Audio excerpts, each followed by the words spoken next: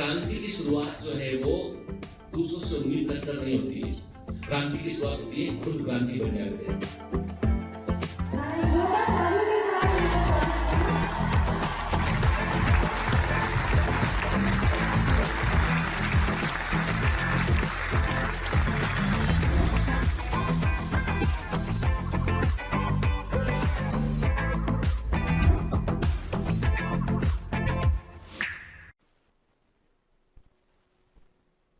Hello commandos, welcome to Biomentors classes online. I am doctor Jitendra Singh. हम पढ़ रहे हैं बेटा प्लांट फिजियोलॉजी, और जिस चैप्टर में अभी हमें वो है रेस्पिरेशन इन प्लांट्स, जहां पर ऑलरेडी हम देख चुके हैं कि फेफर कॉस्टिया पाथ क्या है, ग्लाइकोलिसिस क्या है, लिंक रिएक्शन क्या है, क्रेब्स साइकिल क्या है, क्रेब्स साइकिल में हमें क्या मिलता है, क्रेब्स साइकिल में एक्सेप्टर मॉलिक्यूल क्या है, बहुत सारी चीजों को हमने समझा। यहां पर ऑलमोस्ट रेस्पिरेशन का जो कोर कंटेंट था वो हम कवर कर चुके हैं। तो आगे हमें बात करना है आज की जो भी हमको मिल रहा था। हमने पहले भी आपसे कहा था कि जब हम रेस्पिरेटरी पाथवे की बात करते हैं, जब हम कोशिकी श्वसन की बात करते हैं, तो उसमें हमारा पर्पस ये है कि जो फूड मॉलिक्यूल है, जो केमिकल एनर्जी उसके पास प्रेजेंट थी, और फूड मॉलिक्यूल में केमिकल एनर्जी प्रेजेंट थी हाई एनर्जी इलेक्ट्रॉन्स के रूप में, और जिनको हमने बार बार हार्वेस्ट किया है विथ प्रोटॉन्स के। हमने क्या किया, हमने देखा कि मोस्टली हमको जो एटीपी मिला है, ग्लूकोज मॉलिक्यूल को जब हमने इस्तेमाल किया तो जो हमको एटीपी मिला डायरेक्ट, वो तो कम जगह पर मिला हमें। जैसे ग्लाइकोलिसिस में हमको जो है नेट गेन 2 एटीपी का हुआ, फिर क्रेब्स साइकिल में हमको एक बार में 1 जीटीपी मिला जो एटीपी में कन्वर्ट हो गया, और एक ग्लूकोज मॉलिक्यूल के लिए क्रेब्स साइकिल 2 बार ऑपरेट होती है, तो कुल 4 एटीपी हमको ऐसे मिले जो डायरेक्ट मिले, हमें सबस्ट्रेट लेवल पर मिले। याद आ रहा है कुछ मैं क्या बोलता रहा हूं कुछ के? तो अब बात यह है कि हमको आज ये समझना है कि मोस्ट ऑफ द एटीपी कहां चले गए, और जो एनर्जी थी क्या पूरी एनर्जी निकाल ली हमने, या क्रेब्स साइकिल का पर्पस क्या था, लिंक रिएक्शन से क्या एनर्जी हमको मिली थी, हम इस पर आज डिस्कशन करेंगे के। लेकिन पहले यह है कि पहले वर्चुअल कमांडो आपसे कुछ क्वेश्चन करेगी, उसके आपको आंसर करना है। क्वेश्चन नंबर 1 आपको बताना है कि what is the role of aconitase in Krebs cycle. Krebs cycle में एक्टिनिटेज का रोल क्या होता है, एंजाइम एक्टिनिटेज क्रेब्स साइकिल में कौन सा परिवर्तन करना है, ये आप मुझे कमेंट में लिख भेजेंगे। आपको बताना है कि क्रेब्स साइकिल में बनने वाला 5 कार्बन एसिड कौन सा है। आपको बताना है क्रेब्स साइकिल में किस जगह पर ऑक्सीडेटिव डीकार्बोक्सिलेशन होता है। आपको बताना है कि किस स्टेप में क्रेब्स साइकिल में FADH2 बनता है, FADH2 मिलता है। आपको बताना है क्रेब्स साइकिल में किस स्टेप में हमें जीटीपी की प्राप्ति होती है। तो ये जो 5 छोटे छोटे क्वेश्चन दिखाई पड़ रहे हैं, इसके उत्तर मुझे चाहिए। क्लियर? आप इसका आंसर करेंगे मुझे। आ रही बात समझ में? आपसे ही बात कर रहा हूं, है ना? तो ऐसे सुन के इधर से सुन के इधर से निकाल नहीं देने का है ना, आंसर देने का है। क्लियर? चलिए, है ना? तो हम एक बात तो समझ चुके थे कि एरोबिक रेस्पिरेशन में एनर्जी अधिक मिलती है, और माइटोकॉन्ड्रिया जो है वही तो है power house of the cell, और माइटोकॉन्ड्रिया में सारा का सारा जो है वो मेन प्रोसेस वहां ऑपरेट होती है। क्योंकि देखिए अभी तक यदि ग्लूकोज मॉलिक्यूल को देखें तो पहले तो वो साइटोप्लाज्म के अंदर उसमें ग्लाइकोलिसिस हुआ, पायरुविक एसिड के 2 मॉलिक्यूल बन गए, और वहां पे कुल एटीपी हमको 4 मिले थे, और हमने 2 एटीपी खर्च किए थे, तो नेट गेन ग्लाइकोलिसिस में 2 एटीपी का हुआ था। पायरुविक एसिड के मॉलिक्यूल यदि वो फर्मेंटेशन में गया, एनारोबिक रेस्पिरेशन में गया, तो हमको और एनर्जी नहीं मिलेगा। क्लियर? लेकिन जब पायरुविक एसिड का मॉलिक्यूल माइटोकॉन्ड्रिया के अंदर गया तो उसने जो है वो लिंक रिएक्शन में भाग लिया, एसिटाइल कोएंजाइम ए में कन्वर्ट हुआ, फिर acetyl coenzyme A oxaloacetic acid से जुड़ा और क्रेब्स साइकिल की शुरुआत की, और क्रेब्स साइकिल ने सिट्रिक एसिड को बनाया। देन उसके बाद हमने देखा कि सिस एक्टिनिक एसिड बना, आइसोसिट्रिक एसिड बना, ठीक है, ऑक्सोलोसक्सिनिक एसिड बना, अल्फा कीटोग्लूट्रिक एसिड बना, सक्सिनाइल कोएंजाइम ए बना, सक्सिनिक एसिड बना, फ्यूमेरिक एसिड बना, मैलिक एसिड बना, देन ऑक्सलो एसिटिक एसिड बना। जैसे मुझे याद है ऐसे मेरे बच्चों को याद होना चाहिए, है ना बेटा? एग्जाम किसका है? नॉट माय, मेरा एग्जाम नहीं है। किसका एग्जाम है? हाँ, आपका एग्जाम है ना? ठीक है, तो कौन याद करेगा? मैं याद करूंगा। हाँ ठीक है, नहीं मैं, अरे तुम हंसते हो उस बात पे कि आप ही याद कर लो, आप ही चले जाओ हमारी जगह, है ना? ले लेना हमसे कुछ। हाँ, और नहीं तो क्या? नहीं बेटा, आपका एग्जाम, आप दुनिया में सबसे कठिन समय होता है व्यक्ति का जन्म, व्यक्ति की मृत्यु और एग्जाम, जहां माता पिता के आशीर्वाद जाते हैं, टीचर्स के गुरुजन के आशीर्वाद आपके साथ जाते हैं, ईश्वर की आपके साथ तरफ जो है वो ईश्वर का आशीर्वाद आपके साथ चलता है, लेकिन संघर्ष तो अकेले ही करना पड़ता है। मतलब जन्म होगा, मृत्यु होगी और एग्जाम होगा, व्यक्ति को अकेले फेस करना पड़ता है ना? तो मैं आपकी जगह पर नहीं जा सकता हूं, है ना? तो याद कौन करेगा? यस, आप याद करेंगे। एक बार फटाफट रिकॉल करते ना, खट खट खट खट खट। मैंने कहा ऑक्सलो एसिटिक एसिड से एसिटाइल कोएंजाइम ए मिला, क्या बन गया? सिट्रिक एसिड बन गया। Cis aconitic acid, isocitric acid, oxalosuccinic acid, alpha ketoglutaric acid, succinyl coenzyme A, succinic acid, fumaric acid, malic acid and then oxaloacetic acid. ठीक है, अब कहां पर क्या मिलता है ये भी पता होना चाहिए हमको, है ना बेटा? चलिए, तो क्रैब साइकिल तो हमने फोड़ दिया। मुझे ऐसी उम्मीद है ना, मैं बहुत सारी उम्मीदें लगा के बैठा हूं आपसे, और मुझे लगता है कि वो उम्मीदें झूठी नहीं है, क्योंकि मेरे कमांडो साधारण बच्चे नहीं है। उठके साधारण बच्चे तो घूमते फिरते आते हैं, देखते हैं वो ऐसे ही पढ़ा रहा है, जा रहे हैं उठके, तो वो अपना जाओ बेटा, है ना? वो तो हमको तुम्हारे साथ हमारा भी आशीर्वाद, हमारा आशीर्वाद भी तुम्हारे साथ में, जाओ अच्छा करो और घूमो जाके उठके। लेकिन जो पढ़ रहा है वो पढ़ रहा है यहाँ पे, समझ गए? चलिए, तो अब ये है कि ये तो हो गया हमारा एनसीईआरटी का Krebs cycle, citric acid cycle, है ना बेटा? है ना? ठीक है। अच्छा, एक बात और बता दो यार फटाफट के, कि हैंस क्रैब को किस ईयर में नोबेल प्राइज मिला था और उनके साथ में किसने नोबेल प्राइज को शेयर किया था? हैंस क्रैब को किस ईयर में नोबेल प्राइज दिया गया था और उनके साथ नोबेल प्राइज को साझा किसने किया था? ये भी मुझे बता देना, क्या मैं भूल चुका हूं, है ना? I forget all this things. कौन बताएगा? यस, ठीक है। चलिए, है ना? तो अब देखिए, सिंपल सी बात है कि क्रैब साइकिल, पूरा का पूरा क्रैब साइकिल यहां पे हमें सामने स्क्रीन पर दिखाई पड़ रहा है कि एंजाइम कौन सा लगता है? एकोनिटेज, जिसके बारे में पूछा था वो भी दिखाई पड़ा। आयरन उसका एक्टिवेटर है, वो भी दिखाई पड़ रहा है हमको यहां पे, ठीक है ना बेटा? क्लियर? तो हमने देखा कि ये पूरा का पूरा क्रैब साइकिल हमें यहां पे सामने दिखाई पड़ रहा है। लेकिन आज बात हम क्रैब साइकिल के ऊपर नहीं करेंगे, आज बात करेंगे हम जो जो मिल रहा था। यानी मुख्य मुद्दा यह था कि एक बार क्रैब साइकिल ऑपरेट होने पर हमको 3 NADH2 मिल रहे थे हमको, एक हमको FADH2 मिल रहा था हमको। ये मिला हमको किससे?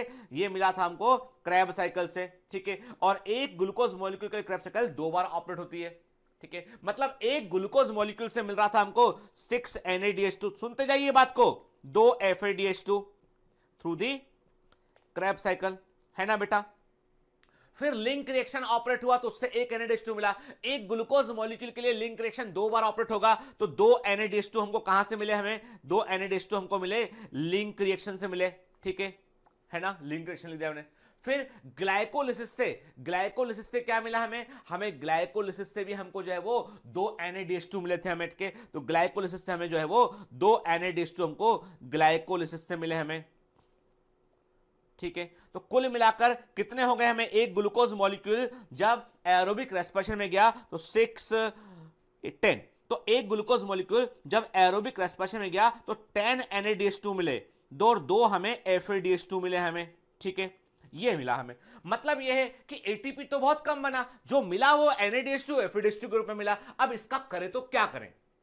इसका करेंगे हम इस्तेमाल इलेक्ट्रॉन ट्रांसपोर्ट सिस्टम में। ये जो FADH2 NADH2 ये साधारण चीजें नहीं है, ये वो हाई एनर्जी इलेक्ट्रॉन है जो पिगमेंट सिस्टम जो था, जो फोटोसिंथेसिस के अंदर पिगमेंट सिस्टम फर्स्ट सेकंड, जो उनके हाई एनर्जी इलेक्ट्रॉन क्लोरोफिल से बाहर निकले थे और उनको जो है वो ट्रैप कर लिया गया था। NADPH ने लिया उनको और उनको CO2 को लाके दे दिया, शुगर बन गया। तो शुगर के पास जो हाई एनर्जी वाले इलेक्ट्रॉन है एक्चुअली में वो लाइट एनर्जी से ही आए हैं। वो ही लाइट एनर्जी को केमिकल एनर्जी में कन्वर्ट करके वहां पहुंचे और इन इलेक्ट्रॉन के पास ही ऊर्जा है। और ये ऊर्जा फाइनली कहां से आई है? ये सन से आई है, सूर्य से ही आने वाली ऊर्जा है जो इन इलेक्ट्रॉन के पास केमिकल फॉर्म में प्रेजेंट है। क्लियर? ये तो कहानी हमें मालूम है, कई बार मैं रिपीट कर चुका आपको, ठीक है ना? तो अब पर्पस ये है कि ये जो NADH है और FADH2 है, इनका करना क्या है इनका, ठीक है? ये हमारा पर्पस है के। तो देखिए, अब ये जो भाग लेंगे, क्योंकि इनके पास क्या है? NADH2 के पास में प्रोटॉन है, FADH2 के पास में प्रोटॉन है, और प्रोटॉन ग्रेडियंट ही तो चाबी है एटीपी बनाने के लिए। कहां पढ़ा हमने? कहां पढ़ा? फोटोसिंथेसिस में केमी ऑस्मोटिक थ्योरी में मैंने आपको अच्छे से पढ़ा हुआ है बेटा कि केमी ऑस्मोटिक थ्योरी कहती है कि एक मेम्ब्रेन चाहिए, प्रोटॉन ग्रेडियंट चाहिए और हमें एटीपी सिंथेसिस चाहिए और उस प्रोटॉन ग्रेडियंट को रिलीज करने वाला फैक्टर चाहिए जिससे कि हम एटीपी को प्रोड्यूस कर सके, ठीक है। तो मतलब यह है कि यहां पे जो NADH2 है, FADH2 है, ये प्रोटॉन लेके आते हैं और इनके पास हाई एनर्जी इलेक्ट्रॉन होते हैं। इलेक्ट्रॉन तो इलेक्ट्रॉन ट्रांसपोर्ट सिस्टम में मूव करेगा और प्रोटॉन को हम एक जगह पर इकट्ठा कर देंगे, प्रोटॉन ग्रेडियंट को एस्टेब्लिश करेंगे और उस प्रोटॉन ग्रेडियंट से जो है हम एटीपी को जनरेट कर पाएंगे और जो प्रोटोनोमोटिव फोर्स होगा, पीएमएफ होगा वो एटीपी को जनरेट करने में रोल प्ले करेगा। और इस बारे में हमने गंभीर रूप से बड़े डिटेल में चर्चा की हुई है, बड़े डिटेल में डिस्कशन किया हुआ है। कहां पर? फोटोसिंथेसिस में, है ना। अरे भाई अब पिछला पढ़ा कोई ऐसा नहीं कि पिछले जन्म में पढ़ा था, पिछला पढ़ा भी याद रखना है ना, ठीक है। चलिए, तो हमें दिखाई पड़ रहा है यहाँ पे इलेक्ट्रॉन ट्रांसपोर्ट चेन दिखाई पड़ रही है, जिसमें कॉम्प्लेक्स 1 2 3 4 दिखाई पड़ रहे हैं, मतलब मल्टीपल कॉम्प्लेक्सेस आर इन्वॉल्व है, के कई कॉम्प्लेक्स यहाँ पर इन्वॉल्व हैं। तो आज इन्हें समझने की हम कोशिश करते हैं कि अब तो आज हम क्या पढ़ेंगे बेटा, आज इस चैप्टर में हम पढ़ेंगे electron transport system and oxidative phosphorylation की ऑक्सीडेशन। देखो बेटा, यहां पर जो एटीपी का जनरेशन है ना, वो वास्तव में इलेक्ट्रॉन जो रिसीव करेगा वो रिड्यूस हो जाएगा, जो इलेक्ट्रॉन देगा वो ऑक्सीडाइज आएगा, फिर इलेक्ट्रॉन आगे मूव करेगा तो जो रिड्यूस था वो ऑक्सीडाइज आएगा और अगला वाला रिड्यूस आएगा। तो ऑक्सीडेशन रिडक्शन रिएक्शन के चलते एनर्जी रिलीज होगी और उससे एटीपी बनेगा। कैसे? देखिए, हम इतना जानते हैं कि माइटोकॉन्ड्रिया में जो इलेक्ट्रॉन ट्रांसपोर्ट सिस्टम है वो कहां होता है, वो होता है इनर मेम्ब्रेन के फोल्ड पर, और इनर मेम्ब्रेन के फोल्ड को हम क्रिस्टी कहते हैं, और क्रिस्टी जो है वो सरफेस एरिया को कई गुना बढ़ाते हैं आउटर मेम्ब्रेन की तुलना में। इनर मेम्ब्रेन जिसको हम के फोल्ड को हम क्रिस्टी कहते हैं, और क्रिस्टी के कारण माइटोकॉन्ड्रिया की इनर मेम्ब्रेन जो है आउटर मेम्ब्रेन से सरफेस एरिया में बड़ी होती है, और इस क्रिस्टी के ऊपर पाए जाते हैं ऑक्सीसोम। याद आया आपको, cell the unit of life में पढ़ाया था। ऑक्सीसोम जो है, जिन्हें हम फर्नांडिस मोरेन पार्टिकल भी कहते हैं, जिन्हें हम F1 पार्टिकल भी कहते हैं, और जिनसे इलेक्ट्रॉन ट्रांसपोर्ट सिस्टम जो है एसोसिएटेड होता है। क्लियर? ये electron transport system is the only step जहां पर ऑक्सीजन एटम का इस्तेमाल होता है। यहाँ पे ऑक्सीजन का इस्तेमाल किया जाता है, और ऑक्सीजन का इस्तेमाल भी सबसे आखिर में किया जाता है, प्रोटॉन को लेने के लिए और इलेक्ट्रॉन को लेने के लिए। यानी ऑक्सीजन एटम जब प्रोटॉन को लेगा, इलेक्ट्रॉन को लेगा, तो H2O को बनाएगा। मतलब यह है कि ETS के आखिर में वाटर मॉलिक्यूल का फॉर्मेशन होगा। कैसे होगा? बाहर से ऑक्सीजन एटम आएगा, हाफ O2 आएगा, और जो है हाइड्रोजन आयन 2 प्रोटॉन से कंबाइन करेगा, 2 प्रोटॉन से कंबाइन किया, एक ऑक्सीजन एटम, और साथ में इलेक्ट्रॉन वहां पे जोड़ेंगे, और क्या बन जाएगा? H2O बन जाएगा। इसे टर्मिनल ऑक्सीडेशन कहते हैं। क्लियर? ऐसे वाटर को मेटाबॉलिक वाटर कहते हैं। सुनते जाइए अच्छे से के। आप देखो बेटा, रटना तो बाद की बात है, पहले समझना चीजों को, है ना। चलिए, तो हम इतना समझ गए हैं कि आज हम जो सारा खेल देखने वाले हैं माइटोकॉन्ड्रिया के अंदर, वो इनर मेंब्रेन में प्रेजेंट इलेक्ट्रॉन ट्रांसपोर्ट सिस्टम में होता है। ठीक है, तो देखिए, जैसे हम देख रहे हैं, हमें दिखाई पड़ रहा है एक फुटबॉल के कि एक बॉल को यदि हम ग्राउंड में फेंकते हैं तो बॉल कैसे जो है वो मूव करता है। ठीक है, तो हमें मालूम चल रहा है कि ये बॉल आया, जब बाउंस करके, इमेजिन कीजिए एक्चुअली क्या हम मैं जब भी कभी इलेक्ट्रॉन ट्रांसपोर्ट सिस्टम पढ़ाता हूं तो सबसे पहले आपको यह समझाने की कोशिश करता हूं कि इलेक्ट्रॉन जैसे जैसे मूव करेगा वैसे वैसे वो एनर्जी को लूज करेगा। फॉर एग्जांपल, मैंने आपसे कहा कि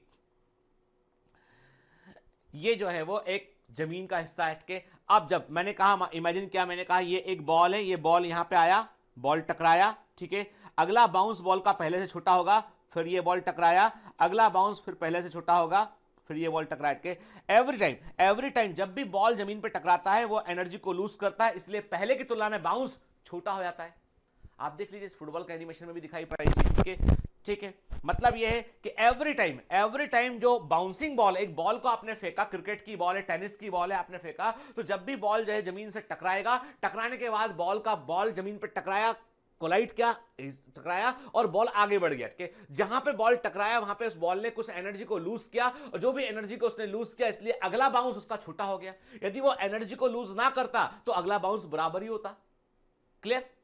इसका मतलब ये कि यहां पे ऊर्जा निकली, यहां पे ऊर्जा निकली, तो जहां पे टकराया वो जगह, मान लीजिए कि वो जगह क्या है, वो जमीन का वो हिस्सा जो है वो है साइटोक्रोम। वो क्या है? वो है साइटोक्रोम। ठीक है, ये साइटोक्रोम हो गया, और ये साइटोक्रोम हट के, और ये जो बॉल है वो है इलेक्ट्रॉन। बॉल क्या? इलेक्ट्रॉन के, मतलब बिल्कुल वैसे जैसे कि बॉल ग्राउंड में आप फेंकते हो, बॉल बाउंस करती है, सिमिलरली इलेक्ट्रॉन ट्रांसपोर्ट सिस्टम में इलेक्ट्रॉन बाउंस करता है। इलेक्ट्रॉन आया, टकराया, रहा, रुकता नहीं लंबे समय तक, लिए आगे बाउंस कर जाता है कि आके टकराया साइटोक्रोम पर, और फिर अगले वाले में शिफ्ट हो गया। वो जब टकराया वहां एनर्जी को लूज किया उसने, प्रोटॉन को रिलीज कर दिया उसने यहां पे के। तो कुल मिलाकर को साइटोक्रोम कभी प्रोटॉन कैरी नहीं करते हैं। साइटोक्रोम में पहुंचने के पहले ही इलेक्ट्रॉन जो है, प्रोटॉन, देखो क्या होता है बेटा, जो Na-2 उसके पास क्या है, Na-2 के पास में है 2 इलेक्ट्रॉन और 2 प्रोटॉन। ठीक है, उसके पास 2 इलेक्ट्रॉन और 2 प्रोटॉन के। तो जो NADH2 है जैसे अपने इलेक्ट्रॉन प्रोटॉन देगा तो एक लेवल तक तो प्रोटॉन कैरी होते हैं, जैसे ही साइटोक्रोम पे बात आती है तो साइटोक्रोम बोलता है प्रोटॉन हमको नहीं चाहिए, कहीं पे फेंक देता है, बोलता हटाओ अलग उसको के। तो प्रोटॉन एक जगह इकट्ठा होने लगते हैं, सारे प्रोटॉन एक ही डायरेक्शन में इकट्ठे होने लगते हैं, इलेक्ट्रॉन आगे कैरी करता है, होता है। देखते हैं चलिए क्या होता है आगे। देखिए अब बिल्कुल हम एनसीईआरटी के अकॉर्डिंग बात, बिल्कुल वर्ड टू वर्ड बेटा एनसीईआरटी के अकॉर्डिंग हम बात करते हैं यहां पे भी। The following steps in the respiratory process are to release and utilize the energy stored in NADH and FADH, okay? और ये एनर्जी किसमें होती है? ये एनर्जी स्टोर होती है हाई एनर्जी इलेक्ट्रॉन के रूप में, के। और ये हाई एनर्जी इलेक्ट्रॉन में ऊर्जा कहां से आती है आपको बताया मैंने पहले, के clear. This is accomplished when they are oxidize through a electron transport system, के। ये कब होगा ये ऊर्जा रिलीज? जैसे मैंने कहा ना कि आपने एक बॉल को ग्राउंड में फेंक दिया है तो बॉल ग्राउंड में जाके जब तक टकराएगी नहीं तब तक एनर्जी लूज नहीं करेगी। टकराई एनर्जी लूज किया, फिर टकराई एनर्जी लूज किया, के। बिल्कुल वैसे ही हमने क्या कहा कि ये सब कुछ कहां होगा बेटा? जब इलेक्ट्रॉन जो है वो, जब इलेक्ट्रॉन ट्रांसपोर्ट सिस्टम में इलेक्ट्रॉन मूव करेंगे। और ये इलेक्ट्रॉन ट्रांसपोर्ट सिस्टम कहां पर होता है? ये होता है क्रिस्टी पर होता है। क्रिस्टी क्या होता है? माइटोकॉन्ड्रिया के इनर मेम्ब्रेन के फोल्ड होते हैं, ठीक है। The metabolic pathway through which the electron passes from one carrier to another is called the electron transport system, के। और ये it is present in the inner mitochondrial membrane में पाया जाता है। और इन बेसिकली कहां होता है? क्रिस्टी पर होता है। और प्रिसाइजली कहा जाए तो ऑक्सीसोम के अंदर ये हमको देखने मिलता है, क्लियर, ठीक है। देखिए अब इंटरेस्टिंग बात ये है कि माइटोकॉन्ड्रिया में भी डबल मेम्ब्रेन होती है। याद कीजिए मैंने आपको जब मैंने आपको cell the unit of life पढ़ाया था तो मैंने आपसे कहा था बेटा कि याद रखना पूरी सेल में डबल मेम्ब्रेन 3 जगह पर होती है, न्यूक्लियस, माइटोकॉन्ड्रिया, क्लोरोप्लास्ट। न्यूक्लियस की डबल मेम्ब्रेन में होते हैं पोरस डबल मेम्ब्रेन। माइटोकॉन्ड्रिया की इनर मेम्ब्रेन में होते हैं फोल्ड, क्रिस्टी। और क्लोरोप्लास्ट की दोनों मेम्ब्रेन होती है स्मूथ, क्लियर। याद है ना? पूरी सेल में कहां पर मेम्ब्रेन नहीं होती है ये भी आप मुझे बताएंगे। आज बहुत सारे क्वेश्चन पूछूंगा आज मैं के, क्लियर। और बताना पड़ेगा आपको कि पूरी सेल में मेम्ब्रेन कहां पर नहीं होती है, ये आप मुझे बताएंगे। और पुराना याद करो, रिकॉल करो बेटा। ऐसे काम कैसे चलेगा ना कि हम बोलते हैं, हम गाने गाते रहते बैठ के, मैं डिप्रेस हूं, मेरे को पिछला भूल रहा हूं, मैं सर पता नहीं क्या होगा। अरे गाना मत गाओ, बिहेव लाइक ए मशीन। अरे कुछ नहीं हुआ, कुछ नहीं बोले तुम, है ना? अरे यार देखो ऐसा है कि हम हर बार वही गाना गाएंगे ना, हर बार जैसे गाना गाने लगते हैं एग्जाम के पहले, मैं डिप्रेस हूं, परेशान हूं, हैरान हूं, परेशान हूं, मेरे से नहीं हो पाएगा। अरे कोशिश तो कर भाई, क्यों नहीं हो पाएगा? होगा।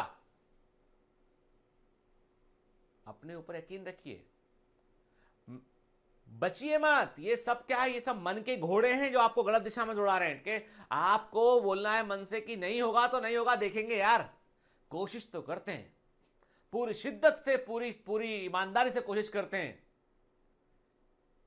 तुझे ऐसे चाहते हैं कि तू कहीं भी होगी सफलता मेरे पास आएगी। समझ गए बात को ना? हाँ, चैट से कनेक्शन है, मतलब फिल्मी कनेक्शन स्टेब्लिश कर लेते हो ना। मैं जो कह रहा हूं उस पर फोकस करो, ठीक है। तो अभी क्या जानते हैं, मैंने कहा माइटोकॉन्ड्रिया में जो प्रोटॉन इकट्ठे होते हैं तो क्या होता है बेटा? मेरी सुनिए बात करके, माइटोकॉन्ड्रिया की इनर मेम्ब्रेन पर इलेक्ट्रॉन ट्रांसपोर्ट सिस्टम होता है। जब भी उस पर NADH2 अपना जो है वो अपना प्रोटॉन देता है, इलेक्ट्रॉन देता है, तो प्रोटॉन को बाहर फेंक देते हैं, यानी इनर मेम्ब्रेन से बाहर प्रोटॉन को फेंक दिया। बाहर फेंक दिया मतलब कहां गया वो? आउटर और इनर मेम्ब्रेन के बीच की जगह में पहुंच जाता है प्रोटॉन, हाइड्रोजन आयन। तो जो माइटोकॉन्ड्रिया में इलेक्ट्रॉन ट्रांसपोर्ट सिस्टम काम करता है तो प्रोटॉन लगातार इकट्ठे होते रहते हैं पेरी माइटोकॉन्ड्रियल स्पेस में। पेरी माइटोकॉन्ड्रियल स्पेस वो जगह होती है जो आउटर और इनर मेम्ब्रेन के बीच में होती है, क्लियर। यहां पर प्रोटॉन इकट्ठे होंगे। जबकि फोटोसिंथेसिस में प्रोटॉन कहां इकट्ठे हो रहे थे? थैलेकॉइड के ल्यूमन के अंदर प्रोटॉन इकट्ठे हो रहे थे, याद है ना? थैलेकॉइड की मेम्ब्रेन थी और प्रोटॉन ल्यूमेन के अंदर इकट्ठे होते हैं। यहां पे क्या हो रहा? प्रोटॉन मेम्ब्रेन से बाहर पेरी माइटोकॉन्ड्रियल स्पेस में इकट्ठे हो रहे होते हैं, क्लियर। इतना याद रखिएगा। तो देखिए आप देख रहे हैं कि आपको पूरा सिस्टम दिखाई पड़ रहा है कि इनर मेम्ब्रेन में और इंटर मेम्ब्रेन स्पेस का मतलब है दोनों मेम्ब्रेन के बीच की जगह, जो आउटर और इनर मेम्ब्रेन के बीच की जगह, जिसको हम क्या बोलते हैं, पेरीमाइटोकॉन्ड्रियल स्पेस कहते हैं। ठीक है, तो प्रोटॉन यहां पर इकट्ठे होते रहते हैं बेटा, है ना। ठीक है, जैसे जैसे इलेक्ट्रॉन ट्रांसपोर्ट सिस्टम काम करेगा वैसे वैसे प्रोटॉन को हम बाहर छोड़ते रहेंगे और वही प्रोटॉन बाद में एटीपी बनाने में काम आएगा। ठीक है, और इलेक्ट्रॉन ट्रांसपोर्ट सिस्टम में लगातार मूव करते रहेंगे। क्लियर। तो देखिए जैसे जैसे आपने मैंने आपको एग्जांपल दिया था, मैंने कहा था एक बॉल को फेंका आपने, तो बॉल जैसे ही ग्राउंड में जाकर टकराया, एनर्जी को लूज किया, तो अगला बाउंस पहले से छोटा हो गया, अगला उसके अगला वाला बाउंस उससे छोटा हो गया, उसके अगला वाला बाउंस उससे भी छोटा हो गया, है ना बेटा। तो मतलब every time it loses the energy, that happens also in electron transport system, कि जैसे जैसे मूव करेगा वैसे वैसे वो एनर्जी को लूज करेगा। तो पहले उसका रेडॉक्स पोटेंशियल मोर नेगेटिव होगा, फिर less negative, less negative, less negative और नीचे जाएगा उठ के। तो देखिए आप देख रहे हैं कि NAD प्लस के पास जो इलेक्ट्रॉन है उसका फ्री एनर्जी हायर साइड हटके, और इसको कॉम्प्लेक्स 1 को दिया गया, फिर कॉम्प्लेक्स सेकंड में पहुंचा, कॉम्प्लेक्स थर्ड में पहुंचा, कॉम्प्लेक्स 4 में पहुंचा, एंड फाइनली इलेक्ट्रॉन ऑक्सीजन को मिला। जब इलेक्ट्रॉन ऑक्सीजन को मिला तब तक उसकी एनर्जी काफी कम हो चुकी थी। और याद रखिएगा कि कम से कम जब आपने NADH2 के इलेक्ट्रॉन को आपने दिया तो 3 जगह पर आपको ऐसा गैप मिला जहां पर एनर्जी का गैप काफी बड़ा था और वहां पे बड़े पैमाने पर प्रोटॉन पंप किए गए, और इसके चलते वहां पे 3 जगह पर एटीपी बनेगा, मतलब एडीपी को एटीपी में कन्वर्ट कर पाओगे। क्या कारण है कि NADH2 से हमको 3 एटीपी मिलते हैं? क्या कारण है कि NADH2 से हमको 3 एटीपी मिलते हैं, इलेक्ट्रॉन ट्रांसपोर्ट सिस्टम में 4 क्यों नहीं मिलते, 2 क्यों नहीं मिलते? क्या कारण है कि FADH2 से हमको 2 ही एटीपी मिलते हैं? कारण ये है बेटा कि जब ये इलेक्ट्रॉन सिस्टम में मूव करता है तो कहां पर एनर्जी का इतना गैप मिला कि जहां पर 7.3 किलो कैलोरी से अधिक एनर्जी रिलीज हुआ, तो वहां पे एडीपी एटीपी में कन्वर्ट हो जाएगा। समझ में आई बात? तो इसका मतलब यह हुआ कि देखिए इस ग्राफ को बड़े ध्यान से देखिएगा कि ट्रांसपोर्ट चेन में इलेक्ट्रॉन मूव कर रहा है कि आप देख रहे हैं एनर्जी, फ्री एनर्जी जो है हमने कहा इसको जी से शो किया हमने हाई, और तो जैसे से NADH2 का इलेक्ट्रॉन, देखो सारा खेल किसके पास में? सारा खेल इस इलेक्ट्रॉन के पास में है बेटा, सारा खेल इस इलेक्ट्रॉन के पास में, एनर्जी इसके पास ही है। ठीक है, यही तो था वो। देखो ये FAD ने अपना इलेक्ट्रॉन यहां पे दिया है इसने। के ध्यान से बात सुना, बड़े ध्यान से, अलर्ट, एकदम हाई अलर्ट पे सुनना। ठीक है,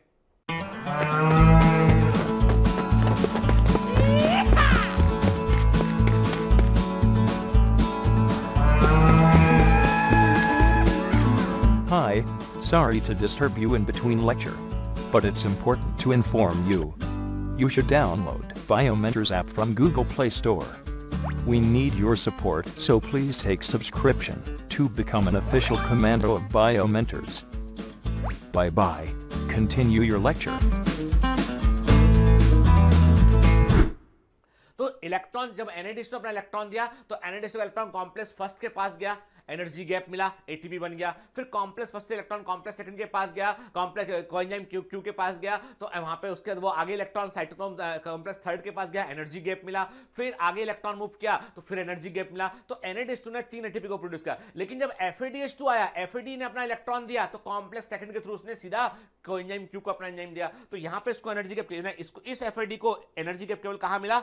एक यहां मिला, एक यहां मिला। ठीक है, तो FADH2 से केवल 2 एटीपी बन रहा है, जबकि NADH2 का एनर्जी गैप कहां मिला?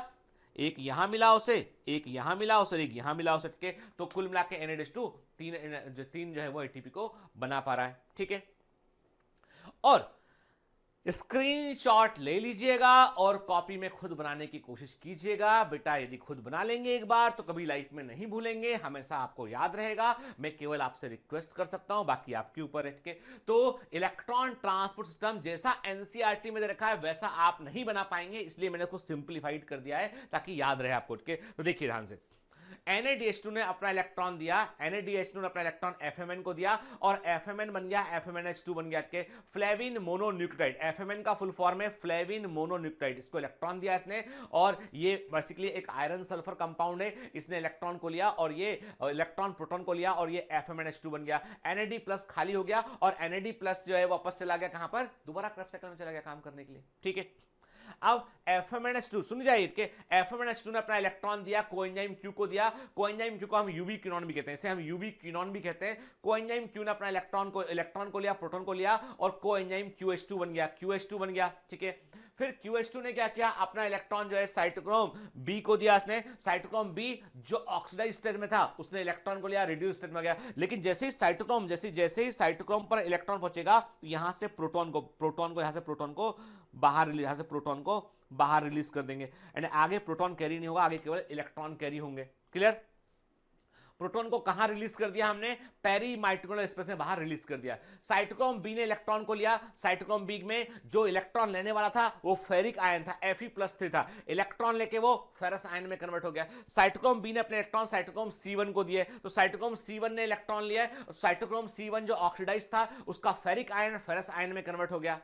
जो ऑक्स लिखा है मतलब ऑक्सीडाइज, रेड लिखा मतलब रिड्यूस्ड के। फिर साइटोक्रोम C1 ने अपना इलेक्ट्रॉन जो है साइटोक्रोम C को दिया। साइटोक्रोम C एक मोबाइल कैरियर होता है जो इलेक्ट्रॉन को लेके मूव करता है आगे तक, बाकी सब फिक्स होते हैं, ये मूव करता है। ठीक है, तो साइटोक्रोम C ने इलेक्ट्रॉन को लिया और ये साइटोक्रोम C के अंदर भी जो फेरिक आयन था फेरस आयन में कन्वर्ट हो गया। साइटोक्रोम C ने अपना इलेक्ट्रॉन साइटोक्रोम जो है वो साइटोक्रोम A को दिया उसने, साइटोक्रोम CA को दिया उसने, और साइटोक्रोम CA या साइटोक्रोम A को इलेक्ट्रॉन दिया, साइटोक्रोम A ने इलेक्ट्रॉन लिया, फिर साइटोक्रोम A ने साइटोक्रोम A3 को इलेक्ट्रॉन दिया। ठीक है, और फाइनली कॉपर आयन, याद रखिएगा सबसे आखिरी साइटोक्रोम होता है साइटोक्रोम ऑक्सीडाइज, और साइटोक्रोम ऑक्सीडाइज के सबसे आखिर में होता है क्यूप्रिक आयन के जो इलेक्ट्रॉन लेके क्यूप्रस आयन में कन्वर्ट होता है। याद रखिएगा, क्यूप्रस आयन वो आयन है जो ऑक्सीजन को सीधा इलेक्ट्रॉन डिलीवर करता है। आयरन ऑक्सीजन को इलेक्ट्रॉन डिलीवर नहीं करता है, इलेक्ट्रॉन की फाइनल डिलीवरी कॉपर के हाथों होती है। जो नेक्स्ट शकुन है ना, कि शगुन बोलते हैं उसको, कि भैया तुम दे दो, क्या, तो वो क्यूप्रस आयन है, क्यूप्रेनर सबसे, इसलिए साइटोक्रोम ऑक्सीडाइज होता है, उसके पास में आयरन भी होता है और कॉपर भी होता है। कॉपर का सेंटर होता है जो क्यूप्रिक आयन को क्यूप्रस आयन में कन्वर्ट करेगा इलेक्ट्रॉन, और फिर क्यूप्रस आयन अपना इलेक्ट्रॉन ऑक्सीजन को देगा, वापस से क्यूप्रिक आयन में कन्वर्ट हो जाएगा। ठीक है, तो आखिर में इलेक्ट्रॉन लिया ऑक्सीजन ने और दो प्रोटॉन्स के, ये वाले प्रोटॉन्स ने यूज किए और बन गया ये वाटर मॉलिक्यूल बन गया। ठीक है, फिर कॉम्प्लेक्स फर्स्ट, थर्ड और फोर्थ ये NADH2 के लिए काम कर रहे हैं। कॉम्प्लेक्स सेकंड एक्सक्लूसिवली काम कर रहा होता है FADH2 के लिए। तो कॉम्प्लेक्स सेकंड में जब FADH2 आता है तो वो इलेक्ट्रॉन देता है किसको, वो सीधा इलेक्ट्रॉन देता है किसको, कोएंजाइम Q को इलेक्ट्रॉन देता है थ्रू कॉम्प्लेक्स सेकंड के। तो कॉम्प्लेक्स सेकंड FADH2 के लिए काम करता है। ठीक है, चलिए अब NCERT पढ़ते हैं, एक एक लाइन को समझते हुए के थोड़ा सा जो है इलेक्ट्रॉन मैं क्लियर कर दूं कि कई बार बच्चे इलेक्ट्रॉन ट्रांसपोर्ट सिस्टम को 10 बार पढ़ लेते हैं, NCERT से 10 बार टेक्स्ट को पढ़ लेते हैं, नहीं याद नहीं होता। मैं जो बताने की कोशिश कर रहा हूं, आप थोड़ा अलर्ट रह के सुनेंगे उसको तो बेटा आपको हमेशा हमेशा के लिए याद हो जाएगा। ठीक है, इलेक्ट्रॉन फ्रॉम NADH कहां बने, देखो बेटा मैंने कहा electron from NADH produce in the mitochondrial matrix during citric acid cycle are oxidize by NADH dehydrogenase के। देखो नंबर एक, पहला पॉइंट, जो कॉम्प्लेक्स फर्स्ट है वो एक एंजाइम कॉम्प्लेक्स है। Complex first is an enzyme complex. नाम क्या है उसका, तो हमने कहा यहाँ पे कि जो ये क्वेश्चन है, ठीक है, कॉम्प्लेक्स फर्स्ट का नाम क्या है बेटा, नाम है इसका NADH डिहाइड्रोजिनेज। ठीक है, हाइड्रोजन को निकाल रहा है, इलेक्ट्रॉन निकाल रहा है। ठीक है, ये कॉम्प्लेक्स फर्स्ट के, इसने इलेक्ट्रॉन को लिया और इलेक्ट्रॉन को ट्रांसफर किसको किया, इसने इलेक्ट्रॉन को ट्रांसफर किया इसने किसने, यूबिक्विनॉन के। याद रखिएगा इस जो NADH जो डिहाइड्रोजनेज में FMN भी शामिल इसके अंदर होता है, फ्लेविन मोनोन्यूक्लियोटाइड भी इसके अंदर शामिल होता है। ठीक है, फिर इलेक्ट्रॉन को दिया, यूबिक्विनॉन को इलेक्ट्रॉन दिया, प्रोटॉन दिया इसने के। यूबिक्विनॉन क्या चीज है, यूबिक्विनॉन है कोएंजाइम Q। ठीक है, this coenzyme Q is the ubiquinone. ठीक है, यूबिक्विनॉन ऑल्सो रिसीव, अब ये यूबिक्विनॉन को इलेक्ट्रॉन दो जगह से प्राप्त होते हैं। FADH2 जो कॉम्प्लेक्स सेकंड है, याद रखना FADH2 जो है वो कॉम्प्लेक्स सेकंड है, NCERT में साफ साफ लिखा हुआ है कि कॉम्प्लेक्स सेकंड, जहां से इलेक्ट्रॉन यूबिक्विनॉन रिसीव करता है। के और ये FADH2 कहां बनता है, जब सक्सिनिक एसिड से फ्यूमेरिक एसिड बनता है क्रेब्स साइकिल में, तो वहां इलेक्ट्रॉन जो है वो NADH2 को नहीं, NAD+ को नहीं मिलते, इलेक्ट्रॉन FAD+ को मिलता है, इसलिए FADH2 बनता है। Flavin adenine dinucleotide, flavin adenine dinucleotide is the FAD। ठीक है ना, क्लियर। देखिए कॉम्प्लेक्स फर्स्ट की बात हो गई है, देखिए आप, है ना, ये कॉम्प्लेक्स फर्स्ट है ना, NADH रिडक्टेज। ठीक है, तो कॉम्प्लेक्स फर्स्ट जो है यहां पर NADH2 ने अपना इलेक्ट्रॉन दिया। ठीक है, और इलेक्ट्रॉन को हमने कोएंजाइम Q या यूबिक्विनॉन को दे दिया, और यूबिक्विनॉन के पास इलेक्ट्रॉन जो है वो कॉम्प्लेक्स सेकंड FAD से भी आ सकता है। क्लियर, यही बात की हमने यहाँ पे, है ना बेटा, है ना, समझ लेना। ये बड़ा अच्छा फ्लो चार्ट है, इसको एकदम दिमाग में रखेंगे तो कभी गलती नहीं होगी एग्जाम में।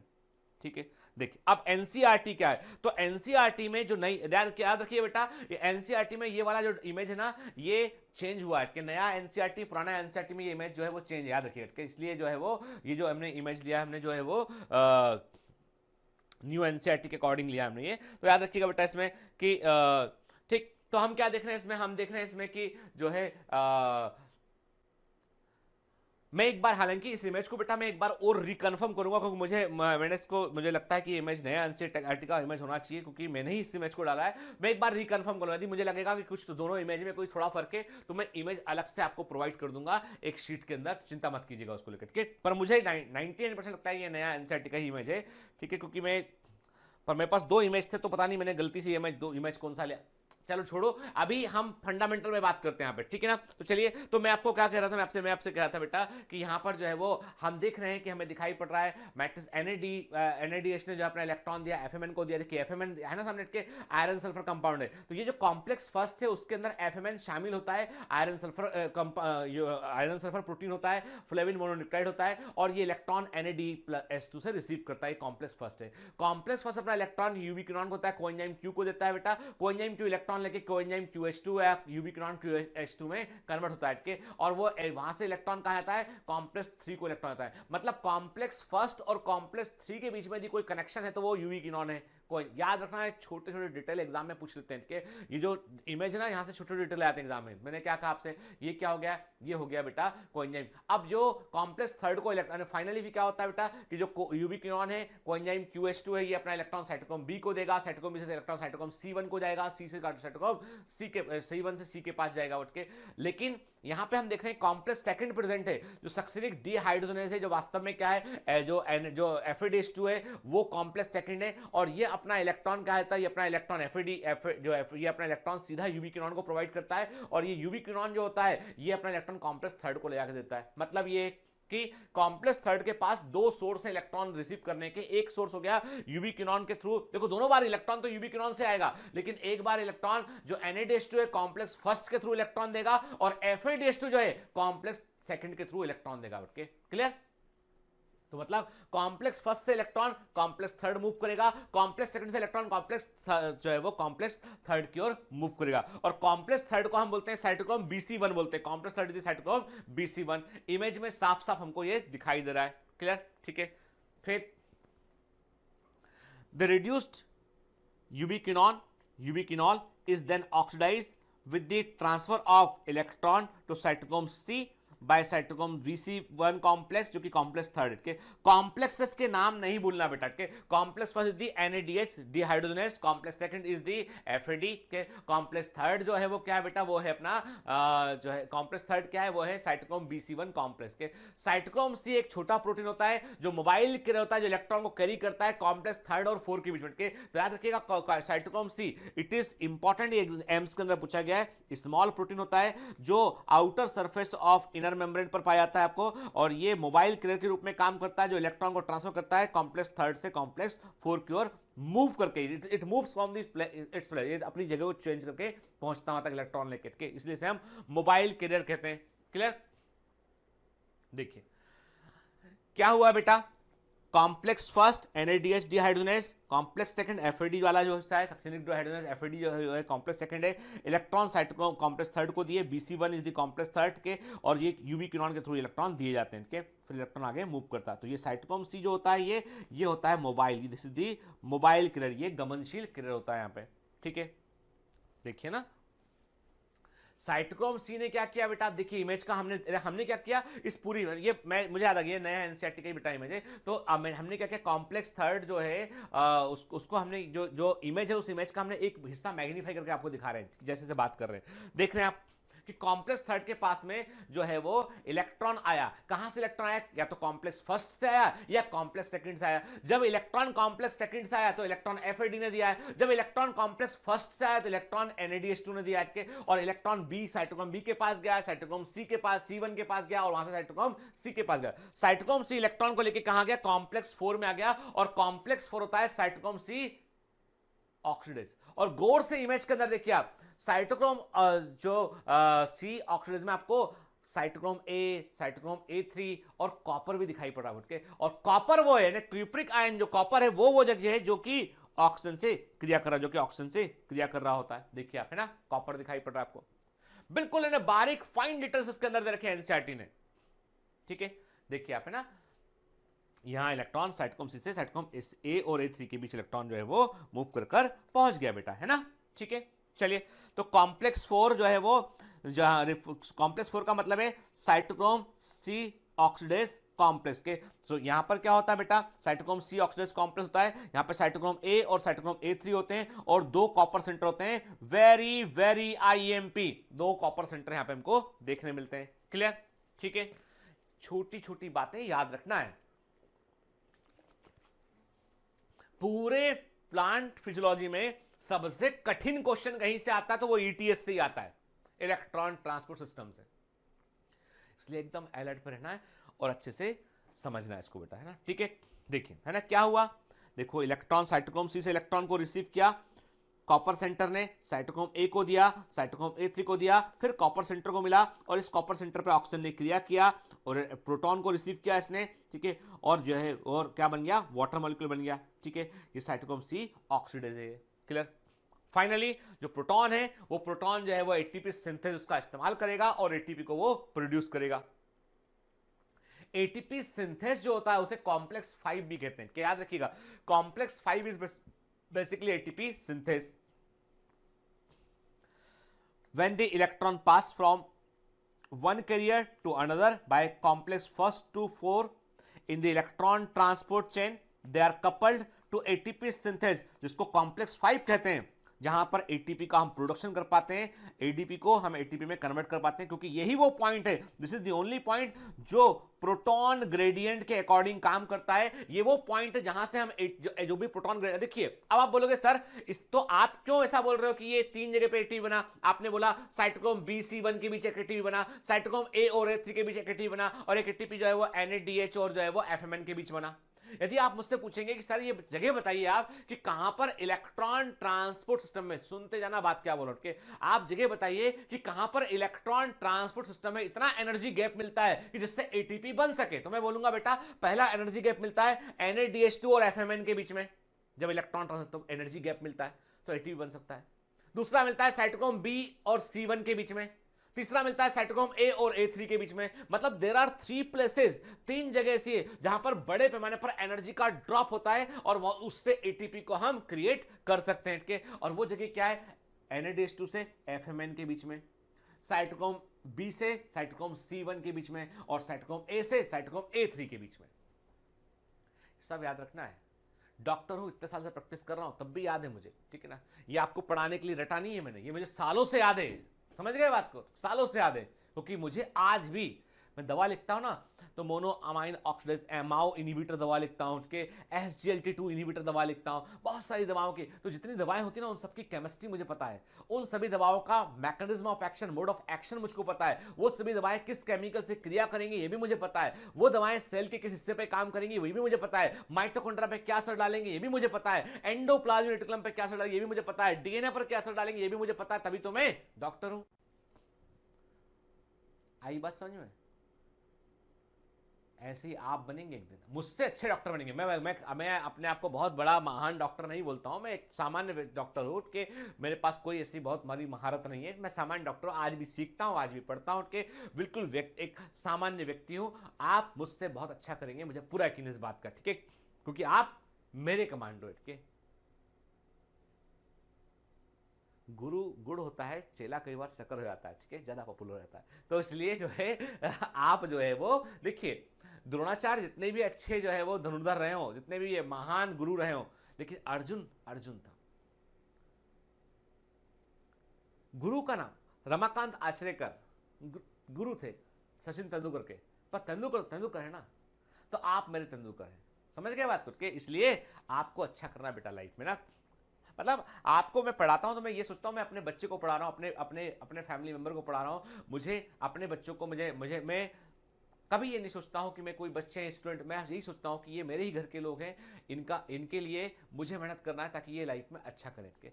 मुझे मालूम है, पता नहीं हम लोग कभी बाद में जब आप सिलेक्ट होंगे तो जब आपकी मर्जी होगी तो आप मुझसे मिलने भी आएंगे के, पता नहीं लाइफ में कभी सामना, लेकिन जिस दिन कहीं मिलेंगे उस दिन आप मुझे पहचान जाएंगे, आमना सामना होगा, तो यकीन मानना कभी ये नहीं लगेगा कि हम पहली बार मिले।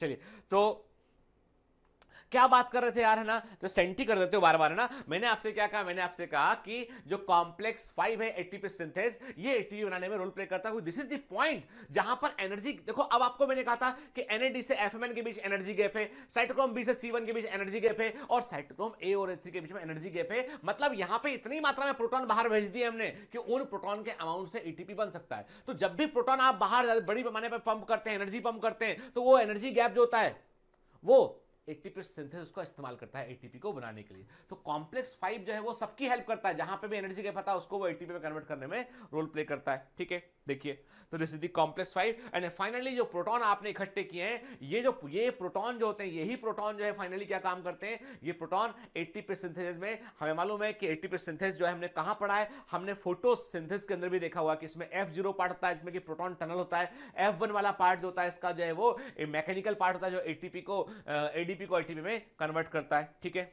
ये देखा हुआ हमने, ये इमेज पहले भी देखा हुआ हमने। इस इमेज को तीसरी बार देख रहे हैं हम। पहली बार हमने cell the unit of life में देखा था, दूसरी बार हमने इसको जो है फोटोसिंथेसिस के अंदर देखा था, तीसरी बार इसको कब कहां देख रहे हैं, अभी रेस्पिरेशन में देख रहे हैं हम। ठीक है, क्लियर। तो ये जो अंदर दसा वाला भाग है बेटा, ये F0 है, बाहर वाला क्या है वो F1 है। ठीक है, तो F0 F1 ATP synthase complex कहते हैं इसको। ठीक है, देखिए आप नहीं कैसे होता है, एक एनिमेशन में देख रहे हैं आप यहाँ कि बैक्टीरिया है, उसमें हम देख रहे हैं कि NADH जो बनता है ना, ये NADH जो भी क्रैब साइकिल में NADH बन रहा है मान लो, तो ये NADH जो है वो मेम्ब्रेन के बाहर इकट्ठा होता है और फाइनली यही जो है वो प्रोटॉन ग्रेडियंट को एस्टेब्लिश करता है। और इसी का इस्तेमाल हम करते हैं, एटीपी सिंथेसिस इसी का इस्तेमाल करता है, इसको जो है वो एटीपी इसी प्रोटोनोमेटिक फोर्स को, इसी प्रोटॉन ग्रेडियंट का इस्तेमाल करता है एटीपी को बनाने के लिए। और इसके लिए हमने ऑलरेडी पढ़ा हुआ है केमी ऑस्मोटिक थ्योरी, याद है आपको, किसने बताया था, पीटर मिकाइल ने, है ना। ठीक है, देखिए आप ये हाई प्रोटॉन ग्रेडियंट पे कैसे एटीपी सिंथेस पंप काम करता है, आप देख सकते हैं एटीपी सिंथेस कॉम्प्लेक्स कैसे काम करता है। जो अंदर वाला हिस्सा जो घूम रहा है वो क्या है बेटा, वो F0 है, और बाहर का हिस्सा F1 है, यानी जो आपको उभरा ये क्या है, ये हिस्सा जो है वो ये है F1 है ये, और ये F0 है। और आप देख रहे हैं जो आपको दिखाई पड़ रहे हैं ग्रेन्यूल बारीक बारीक, ये जो ये क्या है, ये हाइड्रोजन, ये क्या है, ये हाइड्रोजन आयन है, आरएन के, ये हाइड्रोजन आयन है। ठीक है, ये क्रॉस कर रहे हैं और आप देख रहे हैं उससे एटीपी का फॉर्मेशन हो रहा है ना। ठीक है, फिर the number of ATP molecules synthesize depends on the nature of the electron donor. यदि NADH2 इलेक्ट्रॉन को डोनेट करेगा तो 3 एटीपी बनेगा, FADH2 डोनेट करेगा तो बेटा 2 एटीपी बनेगा, है ना। Oxidation of 1 molecule of NADH2 gives 3 molecule of ATP, FADH2 से हमको 2 मॉलिक्यूल मिलते हैं एटीपी। क्यों मिलते हैं, फर्क कॉम्प्लेक्स का है, कॉम्प्लेक्स फर्स्ट देगा तो FMN और NADH2 के बीच में एक एनर्जी गैप मिलेगा तो एक एटीपी वहां बन जाएगा। लेकिन जब कॉम्प्लेक्स सेकंड जो है सीधा इलेक्ट्रॉन यूबिक्रोन को देगा और यूबिक्रोन कॉम्प्लेक्स थर्ड को देगा तो वहां एनर्जी गैप नहीं मिलेगा। तो FADH2 को 2 ही साइट मिलती है एटीपी बनाने के लिए, जबकि NADH2 को 3 साइट मिल जाती है। ठीक है, फिर although the aerobic process of respiration takes place only in the presence of oxygen, the role of oxygen is limited। तो देखो ऑक्सीजन एरोबिक रेस्पिरेशन बगैर ऑक्सीजन के नहीं हो सकता है, पर ऑक्सीजन का रोल लिमिटेड है। केवल कहां पर है वो, सबसे आखिर में इलेक्ट्रॉन और प्रोटॉन को रिसीव करने वाला कौन है, सबसे आखिर में हाइड्रोजन आयन प्रोटॉन को रिसीव करने वाला ऑक्सीजन एटम है, इलेक्ट्रॉन को रिसीव करने वाला ऑक्सीजन एटम है, याद रखिएगा। ठीक है, तो ये इसको प्रोसेस को बोलते हैं टर्मिनल ऑक्सीडेशन और वाटर मॉलिक्यूल बनता है। ठीक है, और आप बोलोगे सर ऑक्सीजन का क्या रोल है, मैं बोलूंगा यदि ऑक्सीजन नहीं आएगा ना तो ये पूरा पाथवे इलेक्ट्रॉन रुक जाएगा, पाथवे आगे नहीं बढ़ेगा, तो NADH2 फ्री नहीं हो पाएंगे, FADH2 फ्री हो गया ना, NAD प्लस फ्री चाहिए, FAD प्लस फ्री चाहिए, तब तो करब साइकिल चलेगा, पूरा पाथ रुक जाएगा। समझ गए ना। जैसे एक फैक्ट्री में प्रोडक्शन हो रहा है, मान लो एक फैक्ट्री है, उस फैक्ट्री में माल बन रहा है, अब माल बनता जा रहा है और वहीं इकट्ठा हो रहा है, तो फैक्ट्री में अब जगह ही नहीं काम करने की, कैसे काम चलेगा, तो आपको उस माल को शिफ्ट करना पड़ेगा वहां से। तो NADH2 को शिफ्ट करेंगे, फ्री NADH2 लेके आएंगे, तो दोबारा फिर काम करेंगे हम। ठीक है, Yes, the presence of oxygen is vital since it drives the whole process by removing hydrogen from the system. देखिए मतलब जो NAD प्लस फ्री चाहिए, FAD प्लस फ्री चाहिए पूरे रेस्पिरेशन प्रोसेस को आगे चलाने के लिए के। और याद है आपको कि NADH2 को फ्री करने के लिए एनारोबिक रेस्पिरेशन होता है। कैसे? जब यदि ऑक्सीजन अवेलेबल नहीं थी तो भी फर्मेंटेशन क्यों हुआ, एनारोबिक रेस्पिरेशन क्यों हुआ था? याद है? Lactic acid fermentation, ethyl alcohol fermentation. हमने कहा था कि पर्पस ये नहीं कि एनर्जी मिलेगा, पर्पस ये कि भैया NAD प्लस को NADH2 को फ्री करो, NAD प्लस दो ताकि ग्लाइकोलाइसिस से एनर्जी को हम निकाल पाए। आई बात समझ में? वही पर्पस यहां पर है इसका, ठीक है। ऑक्सीजन फाइनल हाइड्रोजन एक्सेप्टर है and it also receive the electron, ये इलेक्ट्रॉन को भी रिसीव कर। आप बोलोगे सर एनसीईआरटी ने ऐसा क्यों लिखा फाइनल हाइड्रोजन एक्सेप्टर, इसने ऐसा क्यों नहीं लिखा इसने इलेक्ट्रॉन, क्योंकि इलेक्ट्रॉन और प्रोटॉन का इंडिविजुअल एग्जिस्टेंस नहीं होता है, इसलिए इसने हाइड्रोजन एक्सेप्टर लिखा है। जो प्रोटॉन है ना बेटा, प्रोटॉन है, ये प्रोटॉन क्यों है? क्योंकि इसका इलेक्ट्रॉन निकाल लिया आपने, हाइड्रोजन आयन का इलेक्ट्रॉन निकाल प्रोटॉन बनेगा ना, है ना? तो इलेक्ट्रॉन दे दोगे तो पूरा हाइड्रोजन बन गया। तो मतलब यहाँ पे जो टर्म जो हाइड्रोजन लिखा, कई बच्चे कंफ्यूज है इसको लेकर के, जो टर्म हाइड्रोजन लिखा है मतलब प्रोटॉन प्लस इलेक्ट्रॉन है ना बेटा, तो बन गया है हाइड्रोजन। और हाइड्रोजन में से आप निकाल लो इलेक्ट्रॉन तो बन जाएगा प्रोटॉन, इलेक्ट्रॉन अलग हो गया, है ना? कॉमन सेंस की बात है यार, बेसिक्स ऑफ केमिस्ट्री है ना? इसमें भी दिमाग लगवाओगे क्या मेरा? चलिए, है ना? अनलाइक फोटोफॉस्फोरेशन वेयर जहां पर लाइट एनर्जी का इस्तेमाल करते हैं हम प्रोटॉन ग्रेडियंट को स्टेब्लिश करने के लिए, जबकि यहां रेस्पिरेशन में क्या होता है, हम ऑक्सीडेशन रिडक्शन रिएक्शन का इस्तेमाल करते हैं, इसकी एनर्जी का यूज करते हैं, एनर्जी को किसके लिए? प्रोटॉन ग्रेडियंट को स्टेब्लिश करने के लिए। इसलिए इस प्रोसेस को क्या बोलते हैं? ऑक्सीडेटिव फास्फोरेशन कहते हैं। मतलब जो इलेक्ट्रॉन साइटोक्रोम सिस्टम से मूव करता है, उससे तो जो एनर्जी निकलती है उसी का हम यूज करते हैं, और उसी एनर्जी का इस्तेमाल हम करते हैं एटीपी बनाने में with the help of ATP synthase, है ना बेटा?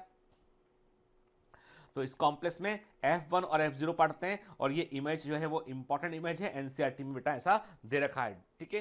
तो ये फिगर 14.5 है जो दे रखा है एनसीईआरटी के अंदर, क्लियर? ठीक है। अब देखिए F1 जो होता है, ये तो पढ़ा ऑलरेडी, पहले ही पढ़ा हुआ है हमने इसको। F1 हेड पीस जो होता है पेरिफेरल मेम्ब्रेन प्रोटीन बाहर उभरा होता है, और याद रखिए इसी के लिए हमने ऑक्सीसोम वर्ड एग्जाम में कहा था, उभरा हुआ पार्ट को हमने ऑक्सीसोम कहा था, लेहन निंजर ने बताया था, फर्नांडिस मोरेन पार्टिकल कहा था इसको मिनट के।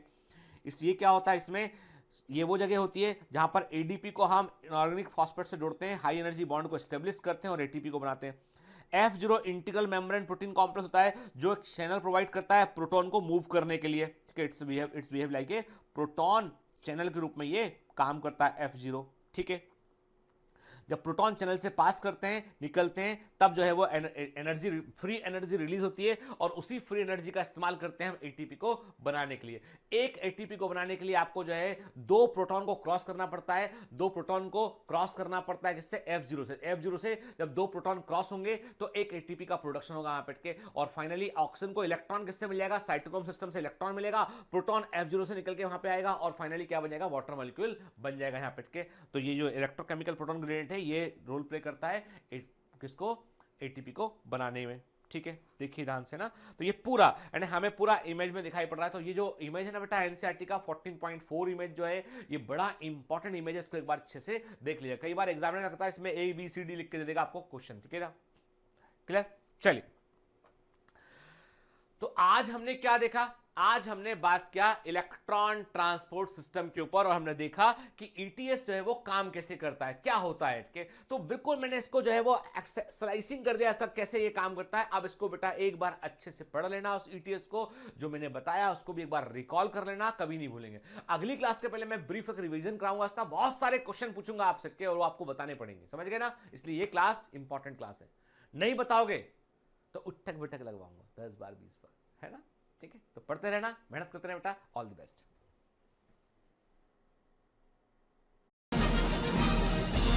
Hi. To become an official commando of Biomentors, join us at www.biomentors.online. Here you can solve daily practice papers, an online test. You can download performance enhancement sheets.